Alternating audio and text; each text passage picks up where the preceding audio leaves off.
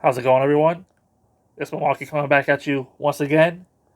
And today we're going to be discussing Batman, The Court of Owls by Scott Snyder with art by Greg Capullo. Let's get into it. After foiling an Arkham Asylum breakout orchestrated by a corrupt Arkham Asylum guard, Batman, Bruce Wayne, he unveils his new plans for Gotham City.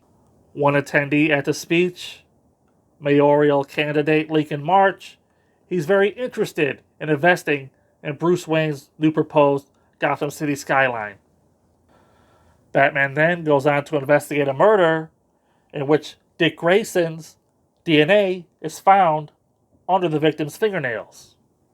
Batman ends up clearing Dick Grayson of suspicion of the murder, and he goes on to have a meeting with Lincoln March when an assassin strikes and attempts to kill Bruce Wayne. After the attack on his life, Bruce Wayne goes to the hospital to check on Lincoln March, and then as Batman, he goes around the city investigating where these owls could be nesting. Batman and Dick Grayson discuss these owls that are infesting Gotham City, and Batman heads to the sewers to look for answers about the owls' whereabouts. It's here in the sewers where Batman once again gets attacked by the villain named Talon, a member of the Court of Owls, and he knocks Batman down through the wall into an underground labyrinth orchestrated and created by the Court of Owls. Batman is then missing for 8 days. While locked in the Owl's maze, Batman struggles to keep his sanity. After 8 long days of torture, Talon finally emerges and he engages Batman in one-on-one combat. Batman ultimately wins and uses his opportunity to escape into the river. Batman is fished out of the river by a character known only now as Harper, and he is brought back to life via electric shock with jumper cables, and then he goes on to make his way back home. Upon arriving back at the Batcave, Batman is shocked to discover the body of the villain Talon is already there because Alfred and the rest of the Bat family fished that body out of the river, but they could not find Bruce's body. And so when he gets to the Batcave, he starts to examine Talon. Upon further examination of Talon's body, Bruce makes a shocking discovery, and the Court of Owls make their move on Gotham City as they amass a full-fledged attack. Next up, the Night of the Owls crossover. This storyline gets a lot of praise. This whole run by Scott Snyder gets a lot of praise. And I know we're only on volume 1, but I gotta be honest here, I'm just not seeing it at this point. Technically for me, this is a reread I read all the way up to 0 Year before I bailed on Scott Snyder's run back in the day. Revisiting this story here after having just reread all the Batman stories by, Grant Morrison and all these other guys leading up to the New 52, I'm having trouble believing, that Batman being knocked down into this maze would affect him at all, because a big portion of Grant Morrison's previous run that we just read, if you've been following the channel, was all about Batman, going into, the Thogel operation or whatever, where he isolated himself in the complete darkness with complete, like no sound for, a period of time, so he could, mentally, be untouchable. So, Batman being in this maze here, losing his mind, I just wasn't buying it. And I guess you could say that maybe it was a ruse on Batman's part to try to lure Talon down so he could engage him in combat and ultimately give him a chance to escape. But, I don't know. The way Scott Snyder wrote the book and the way Greg Capullo draw it, you had that twisting issue where you had to turn, the comic so you could read it because, oh, it's insane, right? It's going, cuckoo or whatever. I don't know, and a lot of the book is that. You get 2 to 3 issues of Batman in that maze or whatever. And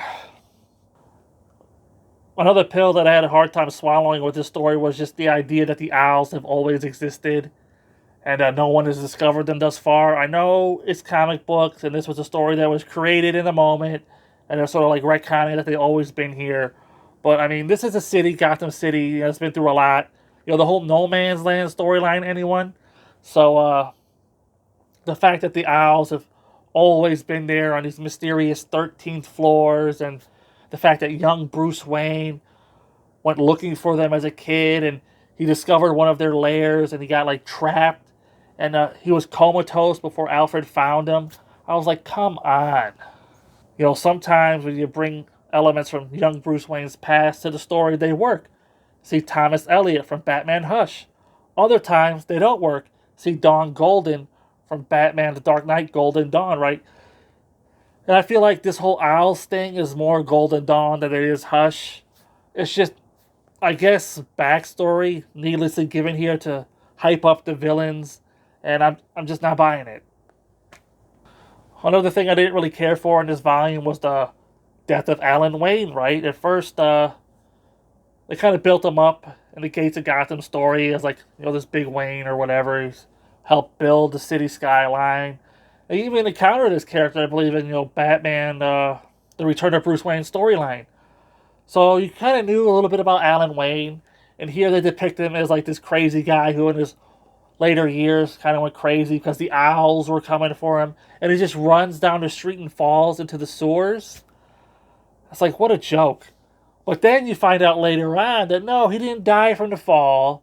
He was actually captured by the Owls, put down in this labyrinth down underneath the sewers of Gotham City, and tortured to death, and they took photos of him. And these Owls, they just love killing the Waynes, right? So when Batman's down there and he's losing his mind, he's seeing all these photos of his great-great-grandfather, Alan Wayne. Just, I don't know. Am I the only one that was like, come on, guys? It's getting deep in here, shall we say. A criticism that was like against this book at the time was like Greg Capullo's art was like too similar. Like you had Bruce Wayne and Lincoln March. They looked identical. Only one's a little bit taller.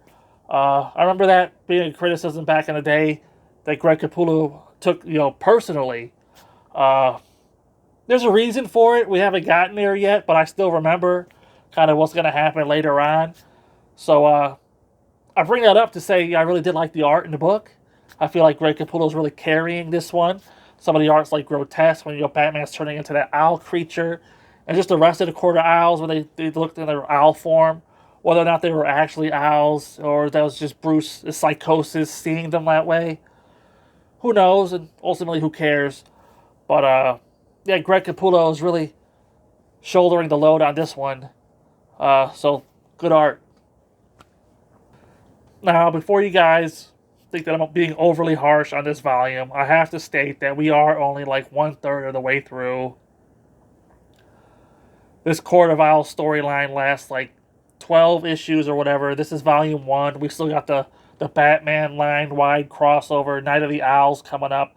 And then we got the second volume where, we finish out this storyline. So this is only the beginning, and we are only giving like the first half of the setup portion. So I want you guys to keep that in mind. I'm not just being a big hater. Will Scott Snyder be able to pull it all together in the end and deliver a satisfactory ending? Remains to be seen. I remember a little bit about what's going on, but not everything. But as far as Batman, The Court of Owls, Volume 1 here is concerned, I'm going to go ahead and have to give it a 3 out of 5. Like I said, it's just the beginning. It's not the complete story. It's all set up. Whether or not you like the setup, that's on you. For me, I was sort of picking it apart. Maybe I read it and I was in a bad mood or whatever, but it's like 3 out of 5. I'm looking forward to seeing the continuation of the storyline, but if I recall correctly, there's a scene in this book where Batman is fighting Talon, and he starts talking about how he's so sick and tired of all these damn owls. That's going to be you and me as we continue to read through here, because I remember this storyline really overstaying its welcome. But until next time, I'll see you there.